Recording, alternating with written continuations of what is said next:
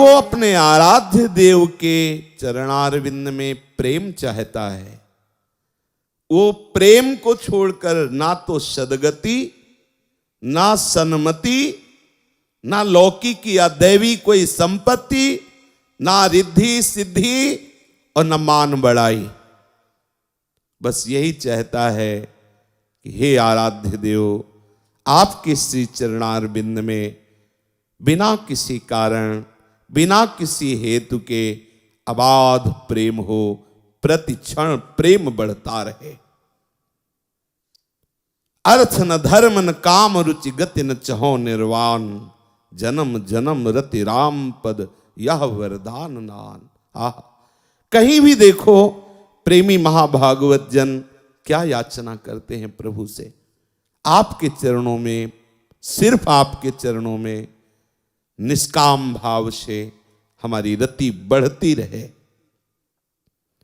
यहां चातक का उदाहरण दिया।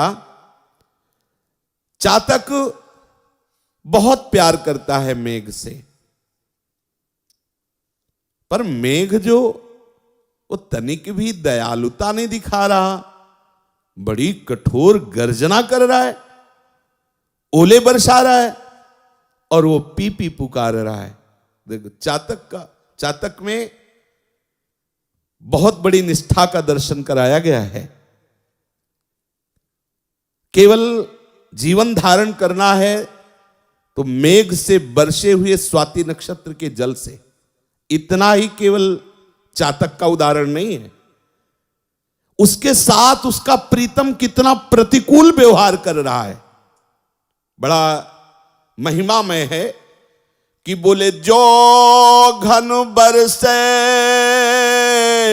समय सिर, जो भरी जन्म उदास, तुलसिया चित चात कही, तऊ तिहारी आस। रटत रटत रसना लटी, तृषा सूखी गे अंग, तुलसी चातक प्रेम को नित नूतन रुचि रंग। चातक केवल एक मेघ से ही स्वाति बूंद चाहता है। ध्रुवदास जी ने कहा चातक की भांति प्रिया प्रीतम से प्रेम करना है।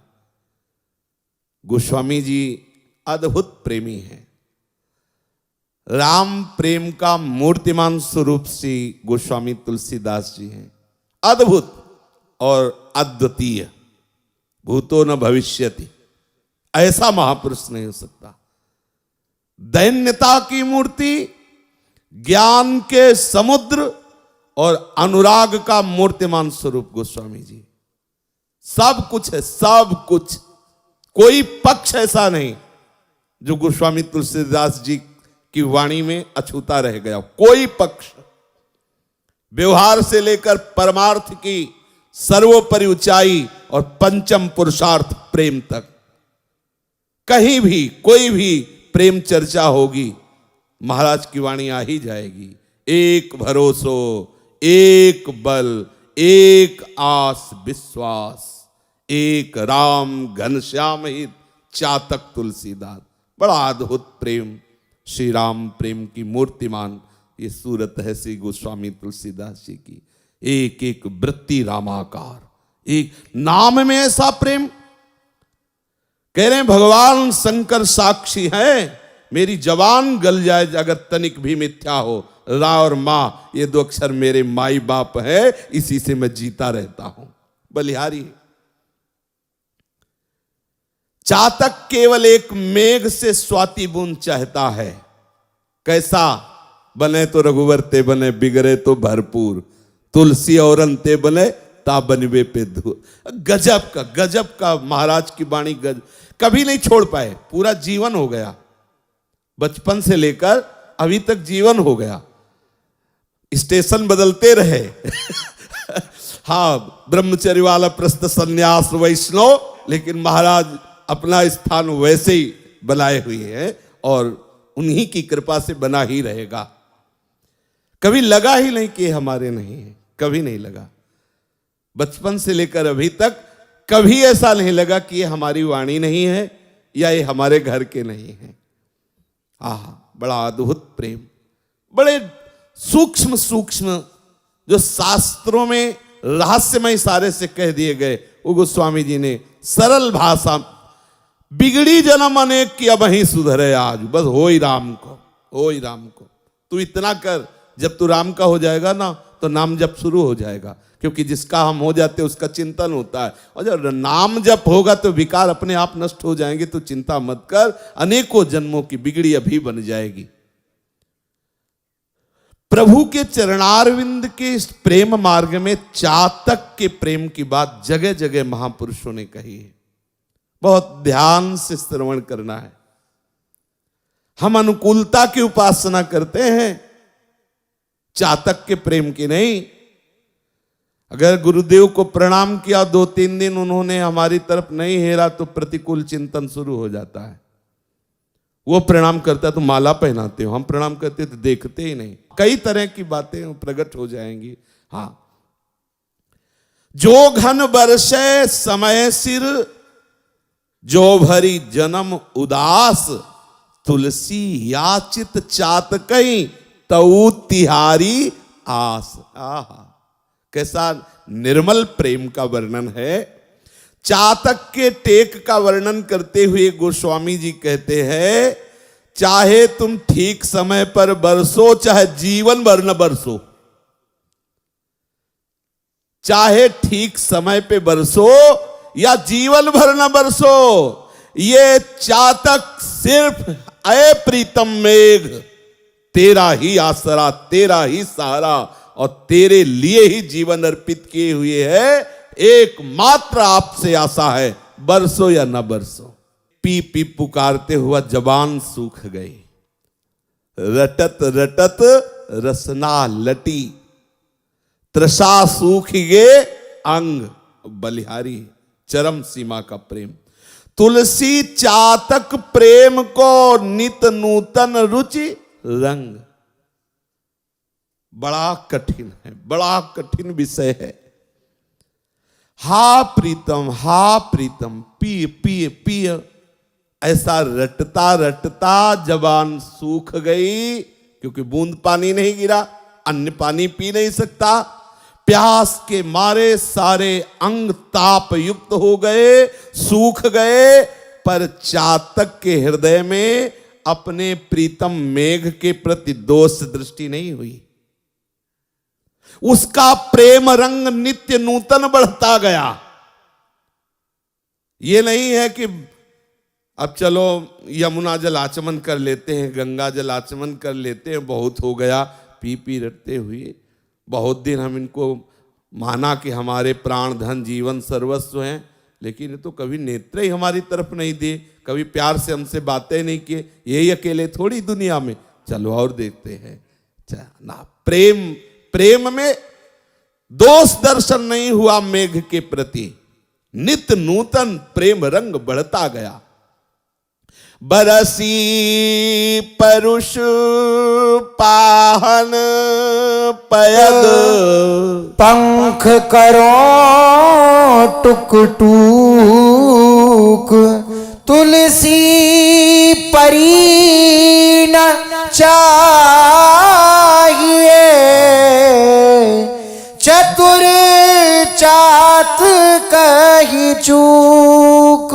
अब इधर चातक तो पी पी रटते हुए जवान सूख गई, प्यास से ऐसी तास बढ़ी, शरीर सूख गया। पर प्रेम नित्य नूतन, अदोषदर्शी प्रीतम के प्रति। इधर प्रीतम मेघ क्या बरसा रहा? ओले, ओले बरसाकर उसके पंख जो थे चूर चूर कर दिए। बरसी परुष पाहन पयद, पंख के टुक टुक, टुकड़े टुकड़े उसके पंख के कर दिए। पर क्या चतुर प्रेमी चातक की दृष्टि बदली क्या? बोले नहीं, वो आलिंगन का स्पर्श प्राप्त कर रहा है। मेघ कृपा करके मेरा आलिंगन कर रहा, पाहन गिर रहे, पंख चूर चूर हो रहे, लेकिन प्रीतम पर दोष दृष्टि नहीं, प्रीतम के आलिंगन सुख का अनुभव कर रहा है। पवी पाहन दामिनी गरज झरी झकोर खरी खीरी, रोष न प्रीतम दोष लखी, तुलसी राग गिरी जी। मेघ ने देखा कि इतने पर भी इसकी निष्ठा में कोई परिवर्तन नहीं, डांट शुरू कर दी। बिजली की बड़ी जोर जोर से गड़गड़ाहट, मानो मेघ डांट रहा, मैं तुझे प्यार नहीं करता, निकल जा मेरे यहां से, डांट रहा है। ओले बरसा रहा है, कड़क कड़क करके गर्जना करके भयभीत करना चाहता है। और वाह चातक वाह, इतना भी रोष नहीं आया प्रीतम के प्रति, इतना भी दोष नहीं आया, उससे क्रोध नहीं आया। जीवन हो गया पी पी रटते रटते, ये परिणाम, हमारी मांगी हुई वस्तु नहीं दी, ऊपर से डांट लगाई, पत्थर चलाए, ये सब क्या है? कभी दोष दृष्टि नहीं। मेघ के प्रति प्रतिक्षण वर्धमान अनुराग, निर्दोष दृष्टि, हृदय आह्लाद से युक्त, और वैसे ही टेक, हा प्री हा पी हा पी। और भी कड़ी परीक्षा, उष्ण काल अरुदे हखिन मगपंथी तनूख, चातक बतिया नारुचि, अनजल सींचे रूख। उसका शरीर तो कृष्ण हो ही गया था, अब वो धीरे से उड़ा, हा पी हा पी। दूसरे पक्षियों ने देखा जो वृक्ष की छाया में आनंदित थे, उनका ये चातक दिखाई दे रहा है तो बहुत प्यासा है, बड़ा कर्कश है तेरा प्रीतम, थोड़ी देर इस छाया में बैठ जा। चातक ने देखा, बोले मेघ के जल से नहीं और जल से सींचा गया, इसलिए इस वृक्ष पे नहीं बैठेंगे। और ऋतु है ग्रीष्म ऋतु, वैसे ही तपती हुई धूप, प्यासा, प्रीतम का कठोर व्यवहार, ओले बरसाए, बिजली कड़काई। वाह! चातक ने कहा, ये वृक्ष की छाया में बैठने की बात कर रहे हो? इस वृक्ष को अन्य जल से सींचा गया है, ये केवल मेघ के जल से पोषित वृक्ष नहीं है, इसलिए इस वृक्ष में मैं नहीं बैठूंगा। अगर मैं वृक्ष में बैठता हूं तो जो केवल मेघ के जल से पोषित होता है। बलिहारी है चातक की निष्ठा की। उड़ा चला जा रहा था, एक बधिक ने देखा कि शिथिल गति से उड़ रहा, इसको मारने में देर नहीं लगेगी। तत्काल तूणीर से बाण निकाला, संधान किया और छोड़ दिया। बाण लगा उस चातक के शरीर पर, तो बध्यो बधिक पर्यो पुण्य जल उलटी उठाई चोच, तुलसी चातक प्रेम पट, मरतहु लगी चखोच। बलिहारी देख लो क्या है प्रेम। अब जब बाण लगा तो गिरा कहां? गंगा जी में, ऊपर से गुजर रहा था, जो ही गंगा जी में गिरा तो चोंच ऊपर कर ली। जल कौन सा है? पुण्य जल। जब कोई मरता है तो गंगा जल उसके मुख में डाला जाता है कि उसका उद्धार हो जाएगा, और ये चातक चोंच ऊपर कर ली कि जीते जी कहीं हमारे मुख में गंगा जल न चला जाए, क्योंकि हमारे मुख में जल जाएगा तो सिर्फ मेघ से बरसा हुआ स्वाति का बूंद, मरते दम तक हमारी कहीं टेक में आंच ना आ जाए। कहीं हमारे प्रेम में कलंक न लग जाए, कहीं हमारी प्रीति में खरोच न लग जाए, ऐसे चोच कर लिया। कैसी कैसी प्रेमी जनों की महिमा। इसीलिए कहते हैं कि प्रेम का निर्वाह करना बहुत ही कठिन है। वही कर सकता है जिनके ऊपर प्रेमियों की कृपा है। आप बोलो मथुरा कितनी दूर है? गोपीजन श्रीधाम वृंदावन और मथुरा की कितनी दूरी है, और उनकी अगर तड़पन देखो, व्याकुलता देखो, क्यों नहीं? प्रीतम की रुचि के प्रतिकूल नहीं, इतना भी प्रतिकूल नहीं। कितनी दूर मथुरा है? अगर एक सांस में भागते हैं ऐसे विरह व्याकुल होकर, तो श्री कृष्ण के समीप जैसे जोई जोई प्यारो करे सोई मोहिबा। आहा, प्रेम समुद्र सी चतुरासी जी की जो पहली पंक्ति, जोई जोई प्यारो, देखो चातक प्रेम, जोई जोई प्यारो करे सोई मोहिबा। अपनी निष्ठा, बहुत बड़ी बात है यह निष्ठा। ये जितना यश वाणियों में गाया गया है, निष्ठावान महापुरुषों का ही यश गाया गया है। उनकी निष्ठा से ही प्रसन्न होकर प्यारी जू प्यारे जू अपने अत्यंत गुप्त रहस्यमय नित्य विलास का दर्शन, नित्य विलास में सम्मिलित होना और श्रीअंग की सेवा का अधिकार, निष्ठा। चातक के प्रेम रूपी वस्त्र पर मरते दम तक खरोच न लगे, चोच ऊपर कर लिया। चढ़त न चातक चित कबहू, प्रिय पयोध के दोष, तुलसी प्रेम पयोधि है, ताते नाप न जोख।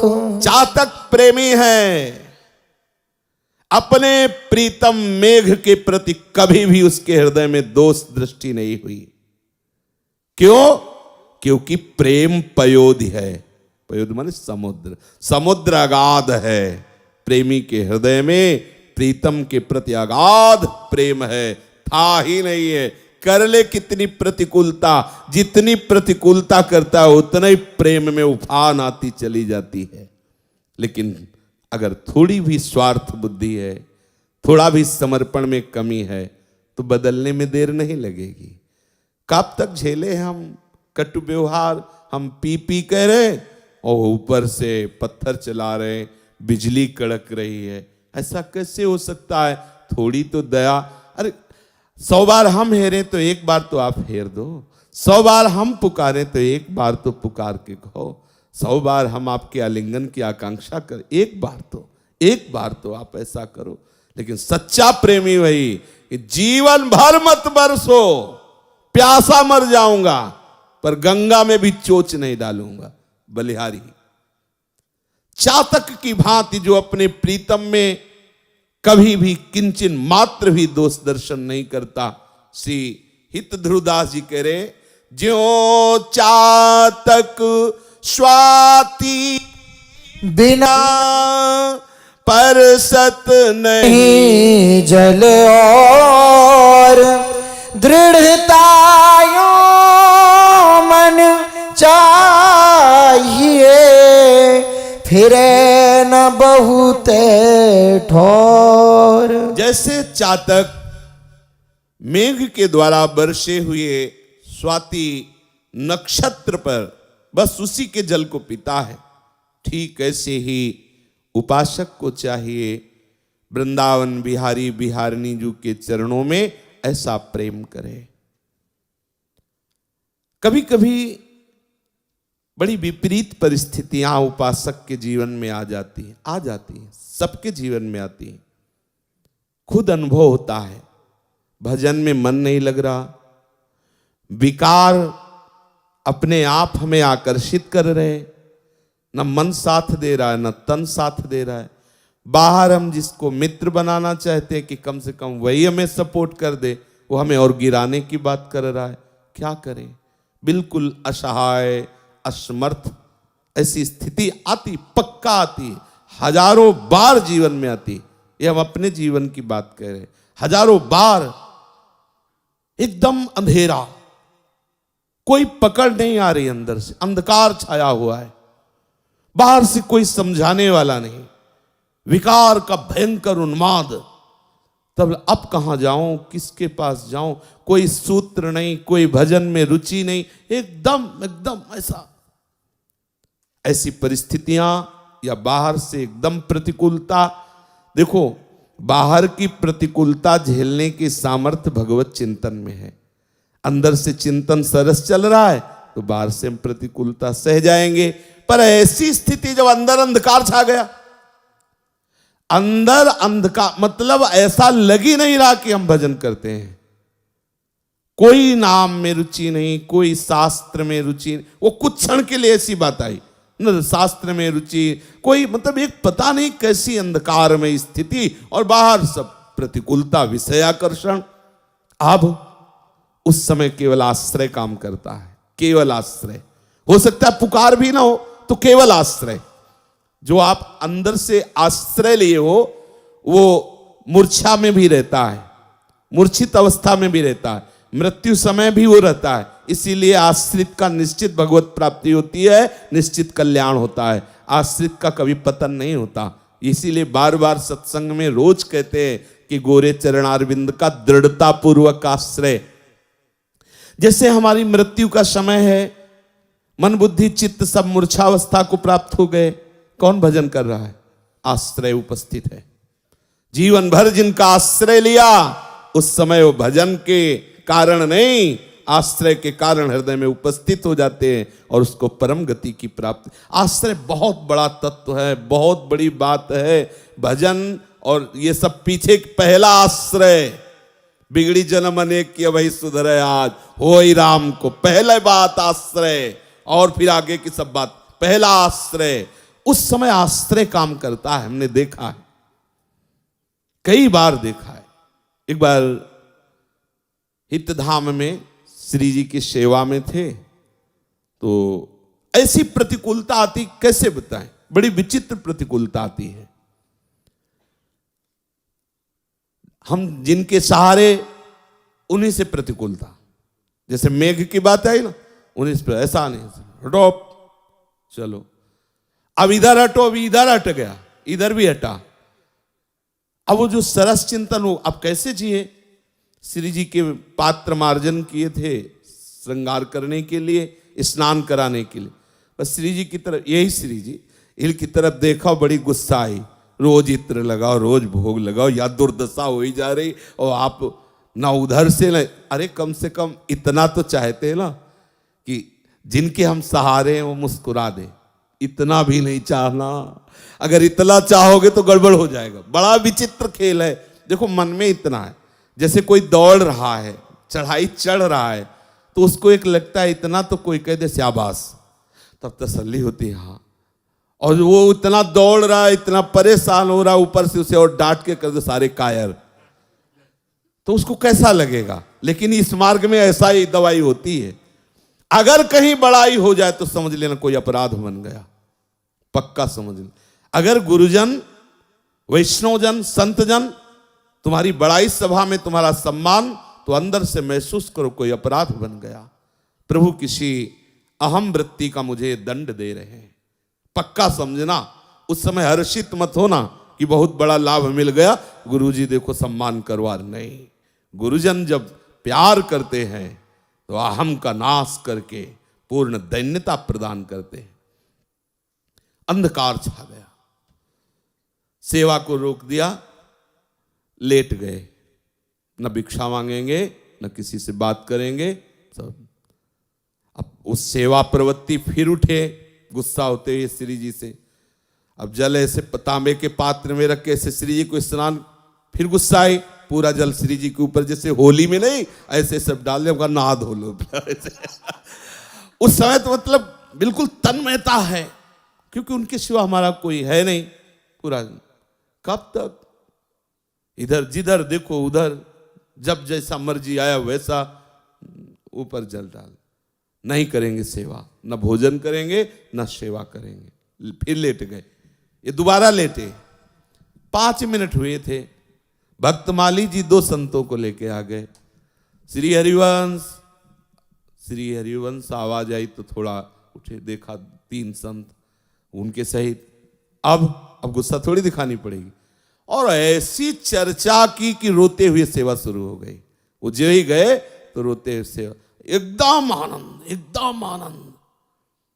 सच्ची बताते हैं, आश्रय तत्व संभालता नहीं, ऐसी ऐसी परिस्थितियां आती हैं मानसिक और शारीरिक कि उपासक परेशान हो जाता है।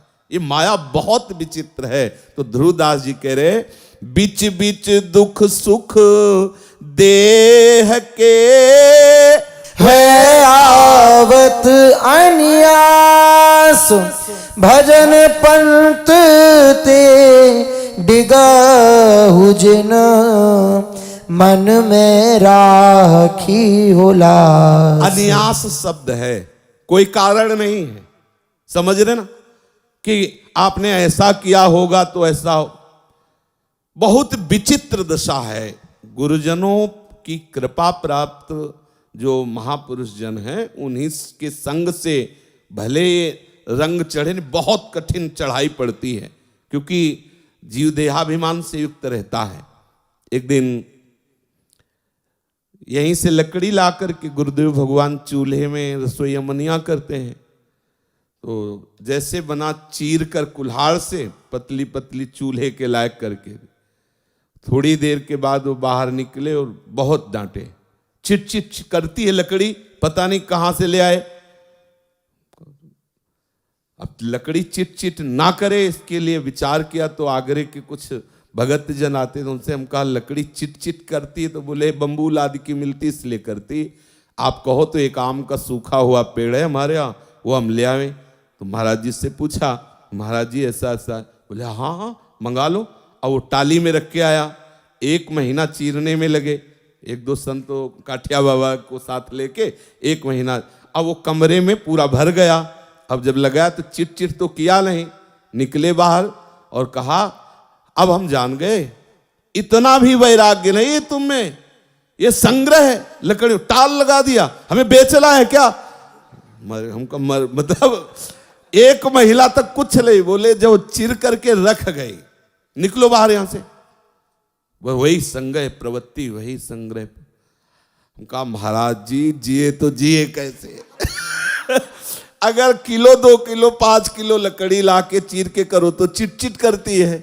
अब बाहर से मंगाएंगे तो 100 ग्राम तो आएगी नहीं। अगर उसको ऐसे करो तो संग्रह कर, कुछ नहीं सुनना, बाहर निकलो। 2-4 दिन बाउंड्री के बाहर हाथ जोड़ के दर्शन करते रहे। फिर निराभिमान, यदि गुरुदेव की कृपा ना हो तो हो ही नहीं सकता कोई। ऐसा ऑपरेशन करते हैं पूछो मत। कभी कभी ऐसी परिस्थितियां आती हैं जहां हमारी बुद्धि काम नहीं करती, वहां आश्रय काम करता है। कभी कभी शरीर के ऐसे दुख दर्द आते हैं, कभी कभी ऐसे व्यवहार की प्रतिकूलता, निंदा अपमान जनित चेष्टाएं आती, बुद्धि विचलित हो जाती है। तो यहां ध्रुवदास जी कह रहे हैं अनायास, उनका कोई कारण नहीं है। हम ये बात मानने के लिए तैयार नहीं कि भक्त का कोई प्रारब्ध कर्म से परेशान करता है। हम प्रभु के शरणागत जन हैं। हमारा प्रारब्ध कर्म अगर हमें परेशान करे तो इसका मतलब वो हमारे स्वामी से ज्यादा समर्थ है प्रारब्ध। ऐसा नहीं, स्वामी से समर्थ नहीं। वो करुणा निधान लीला के लिए कुछ भी करे, पर अगर हमारा प्रारब्ध इतना जोरदार हो तो हमें भगवत प्राप्ति ही ना हो, हमारा भजन ही ना हो, हमारा श्रीधाम वास ही न हो, हम प्रभु के शरणागत ही न हो। प्रारब्ध पूर्व कर्म इतने बलवान नहीं। हमारे स्वामी की कृपा प्रारब्ध को रौंदते हुए हमें आगे बढ़ा रही।